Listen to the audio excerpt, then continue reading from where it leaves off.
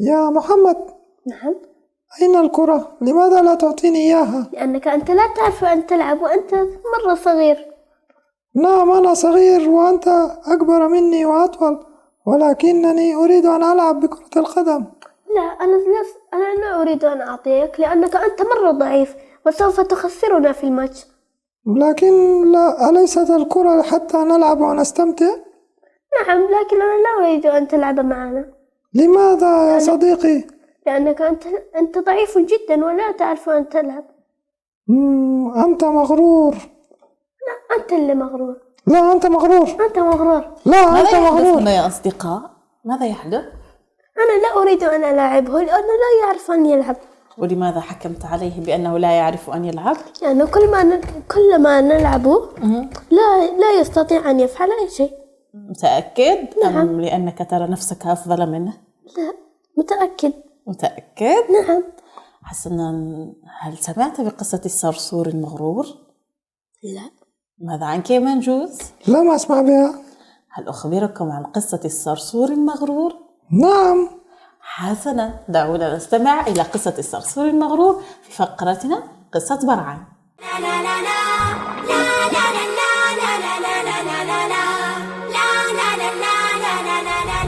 كان يا مكان في سالف العصر والأوان كان هناك مجموعة من الصيصان.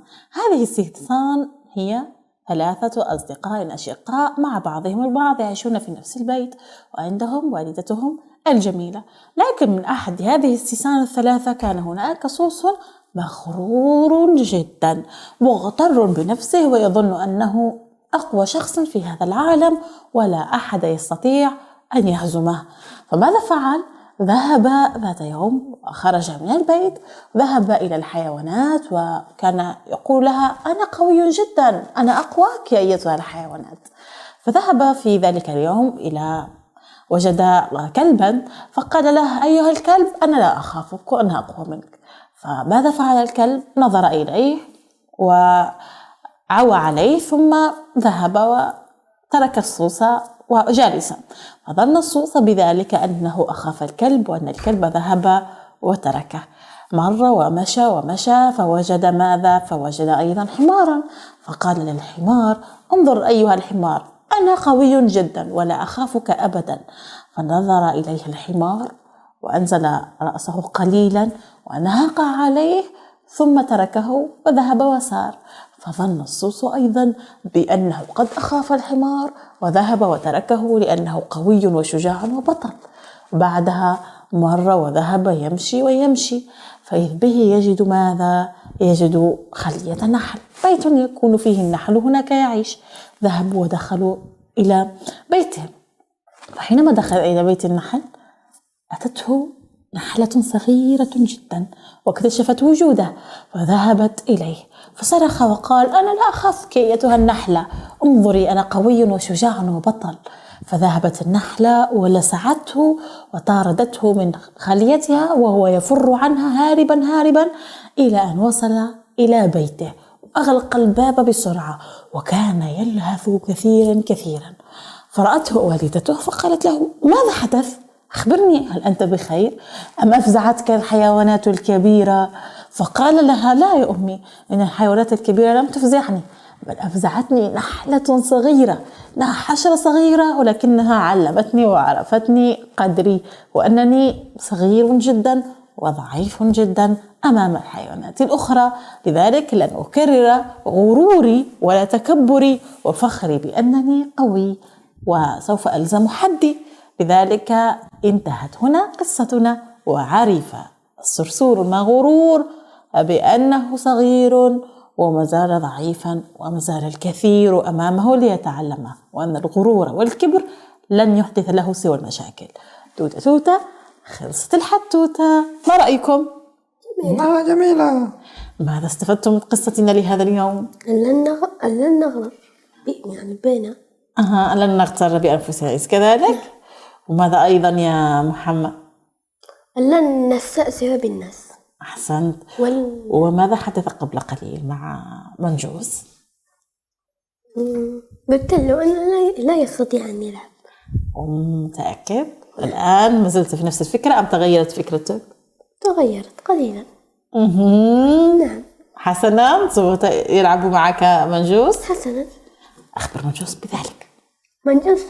نعم. سوف تلعب معنا. شكرا لك يا صديقي. أنت أيضا شكرا. حسن يا أصدقاء، توتة خلصت الحتوتة وتصالح منجوس ومحمد، وهناك فقرات قادمة أيضا سوف نتعرف عليها أكثر وأكثر في الفقرات القادمة. ابقوا معنا.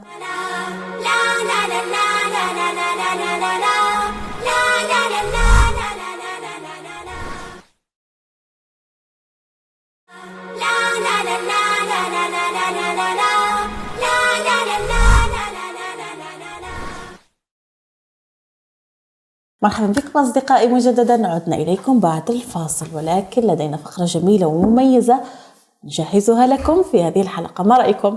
أو ما هي فقرتنا القادمة؟ هل هي لنتعلم معا؟ أحسنت يا محمد، سوف نذهب ونتعلم شيء جديد ومميز.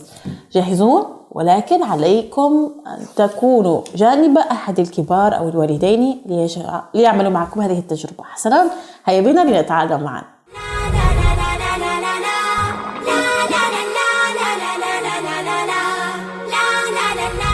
مرحبا بكم يا أصدقائي في فقرة نتعلم معا، وهذه المرة سوف نتعلم شيئا يدويا نستطيع أن نلعب به ونستمتع به نحن ورفقائنا، وهو كيفية صنع دودة متحركة.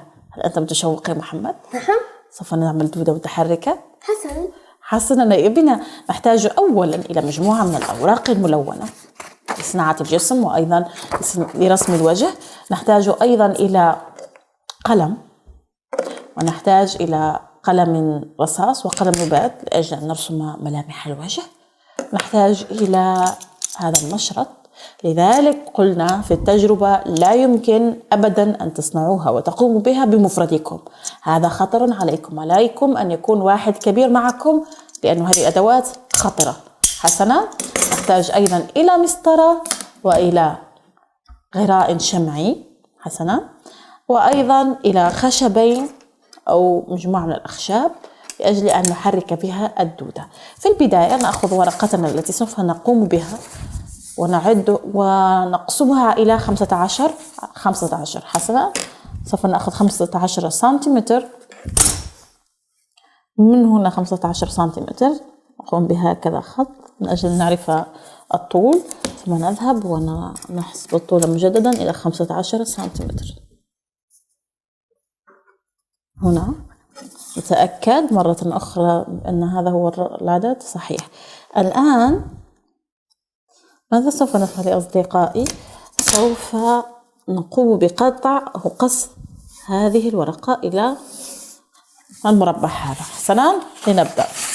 لذلك سنحتاج إلى مقص أو مشرط، لكن عليكم أن يكون هناك شخص كبير معكم يتم قص هذه الورقة، لا يمكن أن تقصوها بمفردكم. اتفقنا؟ هذا خطر عليكم.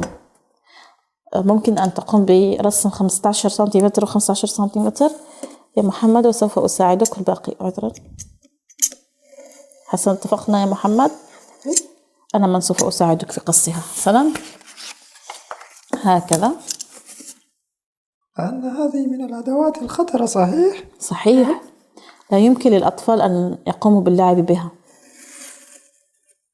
يجب للكبار أن يكونوا موجودين ليساعدوا الأطفال عليها. بهذه الطريقة نحن ماذا فعلنا؟ قمنا بتجهيز الورقة. هكذا جهزنا ورقتنا لكي نرسم فيها ونصنع بها ماذا أيضا؟ الدودة. حسنا يا محمد، هل أنت جاهز؟ أريد ورقتك لأساعدك في قصها. واصل يا محمد. نعمل بقية 15 سنتيمتر أخرى. هذه 11 سنتيمتر. 15 سنتيمتر كده؟ نعم. ونكمل 15 فقط. والآن هيك. نعم، بعدين 15 سنتيمتر أخرى.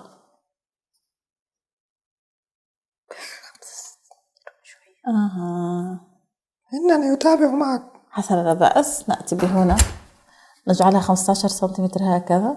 نعم. نرسم خطا مستقيما 15 سنتيمتر. نكمل الصفر الذي هنا الذي وضعته. حسنا. الصفر هنا. لا، خذ المسطرة يا محمد، دعني أساعدك. نحتاج إلى 15 سنتيمترا هكذا بالضبط، ونعمل الخط كامل 15 سنتيمتر كاملا. أحسنت. الآن نكمل هنا 15 سنتيمتر أخرى. هذا جيد. أحسنت. حسنا، سوف أخذ الورقة وأقسمها وأقصها مثل ما فعلت مع الأولى. حسنا، سوف نحتاج إلى أن نتأكد 15 سنتيمتر بالضبط. هي هنا 15 سنتيمترا هكذا سوف نقصها، لا نترك شيء تحتها، سيساعدنا الكبار بها. نبدأ هكذا 15 سنتيمترا، قد قصصناها. ثم نأخذ 15 سنتيمترا أخرى من هنا ونقوم بها مرة أخرى. أخبرتكم أن تنتبهوا فهي خطرة، لا تفعلوها بمفردكم.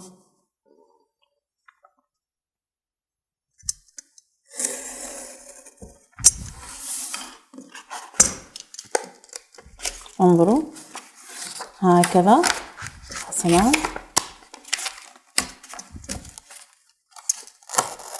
حسنا. خذ يا محمد. صارت لدينا الآن ماذا؟ لدينا مربعات. أريهم المربع الخاصة بك. أيضا بهذا المربع سوف نصنع دودة. حسنا، نحتاج أولا في البداية أن نحسب 1 سنتيمتر. يلا نحسب 1 سنتيمتر، نحدده هنا 1 سنتيمتر، هنا 1 سنتيمتر. نضع هكذا خط على 1 سنتيمتر هنا في أعلى الصفحة، ثم نأتي إلى أسفل الصفحة. وماذا نختار 3 سنتيمتر هكذا. نضع نقطة هنا في بدايتها وهنا في نهايتها 3 سنتيمتر. ثم ماذا نفعل؟ ثم نرسم خطا ما بين النقطتين التي رسمناها. حسنا، خاصة ب3 سنتيمتر. أين هي الخط الثانية؟ من هنا خطا مستقيما هكذا. ثم نرسم أيضا خطا مستقيما من 1 سنتيمتر إلى 1 سنتيمتر الذي رسمناه هكذا. نرسم خطين، 1 سنتيمتر هنا وهنا 3 سنتيمتر بهذه الطريقة. ثم ماذا سوف نفعل؟ نأخذ المسطرة مجددا ونبدأ نحسب 1 سنتيمتر، نضع نقطة، 1 سنتيمتر نضع نقطة هكذا. كل مرة نضع نقطة في 1 سنتيمتر.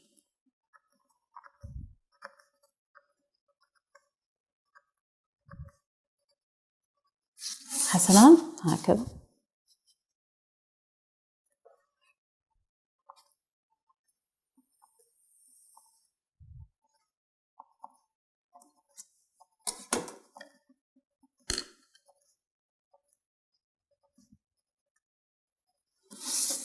ثم ماذا نفعل؟ ثم نبدأ نرسم بالنقاط التي قمنا بها، نوصلها مع بعضها هكذا داخل السطرين بهذه الطريقة. 1 سنتيمتر 1 سنتيمتر ونصل النقطتين.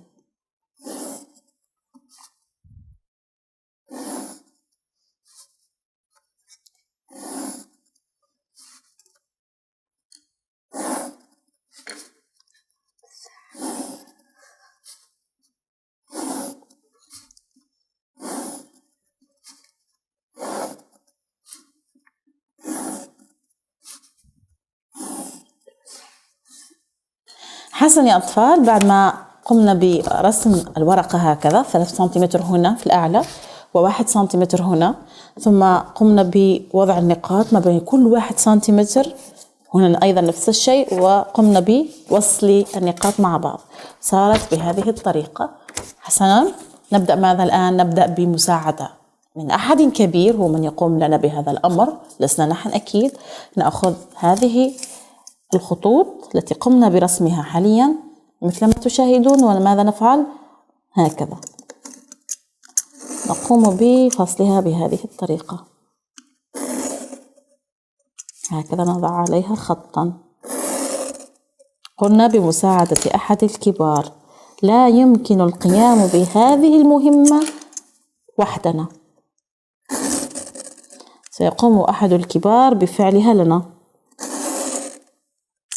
حتى محمد لن يفعلها بمفرده، أنا من سأقوم بها من أجله، لأنه زال طفلا وأخاف أن يؤذي نفسه. هذه الأشياء خطرة يا أطفال، أليس كذلك يا منجوس؟ نعم بالتأكيد. انظروا. يجب أن يتم ذلك بمساعدة أحد من الكبار. يجب أن يتم ذلك بمساعدة أحد من الكبار. طبعا. صديقتنا نورا ستساعدك يا محمد. نعم بالتأكيد. نعم. حسنا، الآن سنحاول ماذا أن نفعل؟ أن نفصل الأوراق عن بعضها البعض بهذه الطريقة. إن كانت الأوراق قد انفصلت نحتاج إلى أن أعيد عليها لأنها لم تدخل جيدا.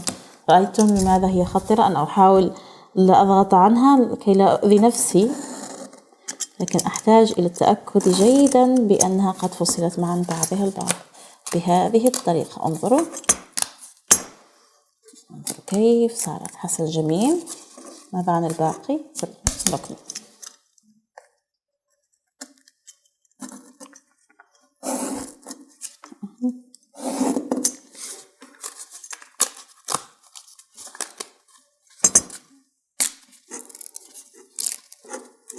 بهذه الطريقة واصل الباقي.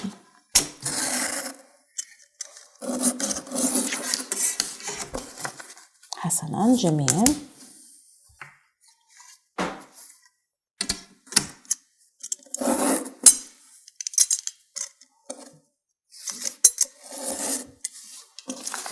انظروا كيف صارت الخطوط تنفصل عن بعضها البعض.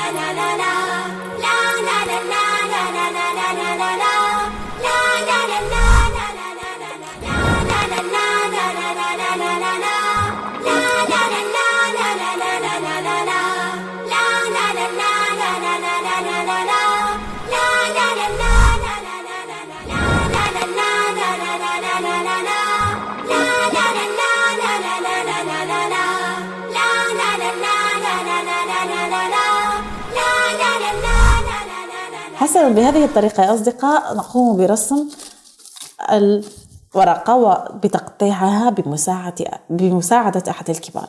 حسنا بعدما جهزناها ماذا سوف نفعل؟ سوف نقوم بلصق هذه الطريقة، أو دعونا نقوم بهذه الأمر. أولا نطوي هذه الورقة هنا. حسنا نطويها هكذا جيدا، ونطوي هذه هنا أيضا بهذه الطريقة، نطويها هكذا جيدا. أحسنتم. ثم نأخذ الشمع ونحاول ماذا أيضا فعله هكذا بوضع الشمع هنا ثم لصقه مع هذا المكان، وبهذه الطريقة نلصقه جيدا هكذا. نحاول لصق هذا الجزء الذي قمنا به مع 1 سنتيمتر هنا جيدا بهذه الطريقة. نضغط ونضغط جيدا كي تلتصق، وهكذا صارت لدينا جسم الدودة. الآن ماذا سوف نحتاج؟ نحتاج إلى رسم وجه الدودة.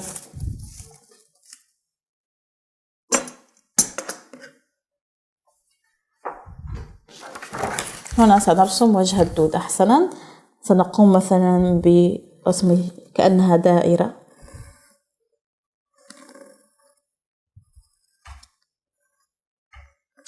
سنرسم هنا عينين وابتسامة. أوكي حسنا. سوف نقصها بمقص، لكن ليس لدي مقص الآن فلذلك لا بأس. سأحاول قطعها بهذه الطريقة بمساعدة أحد الكبار. حتى المقص لا نستخدمه بمفردنا، نستخدمه أحد الكبار معنا يساعدنا في ذلك.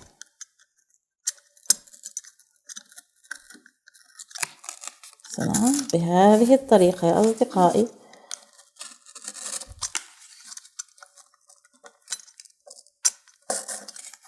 حسنا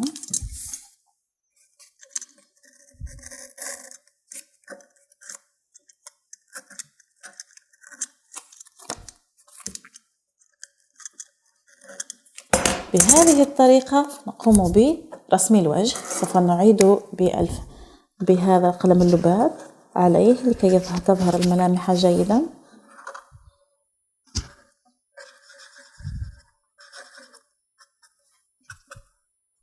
هكذا رسمنا وجها جميلا، وسوف نقوم بلصقه أيضا هنا. حسنا سأطوي قليلا هذه من أجل أن أحاول أن ألصقها في داخل هنا بهذه الطريقة. أقوم بضغط الجزئين مع بعض. حسنا سأعيدها لصقها جيدا.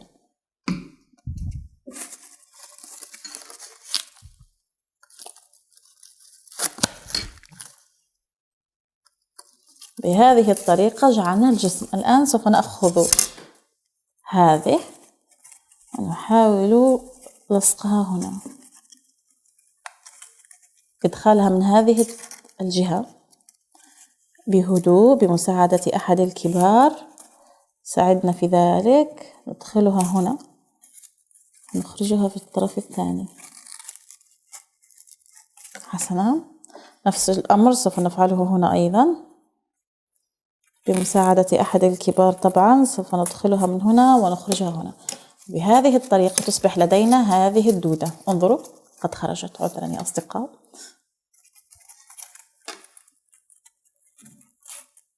حسنا